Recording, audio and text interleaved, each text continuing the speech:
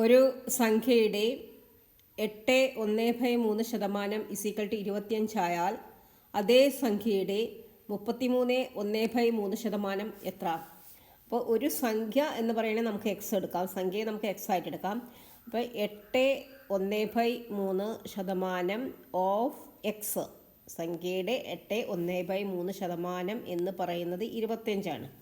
അപ്പോൾ 8.13 എന്ന് പറയുമ്പം 124 25/3 ശതമാനത്തിന് നമുക്ക് ഡിവൈഡഡ് ബൈ 100 ആണ്, ബൈ 100 ഓഫ് എന്ന് പറഞ്ഞാൽ ഇൻറ്റു എക്സ് = 25 എന്ന് എഴുതാം.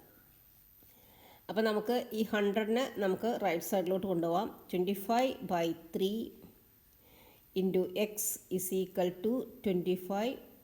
2500. Okay, X = 2500 into 3/25.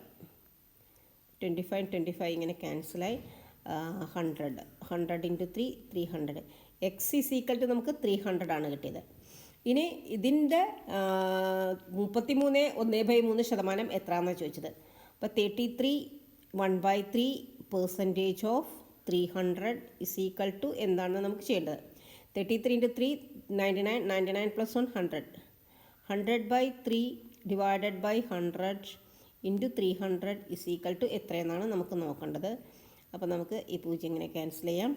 അപ്പോൾ 100/3 ഇൻറ്റു 3, അപ്പോൾ 3യും 3യും ക്യാൻസൽ ചെയ്യാം. Answer = 100 rupees. Answer is 100, option B. If you like this video, please like, share and subscribe. Thank you.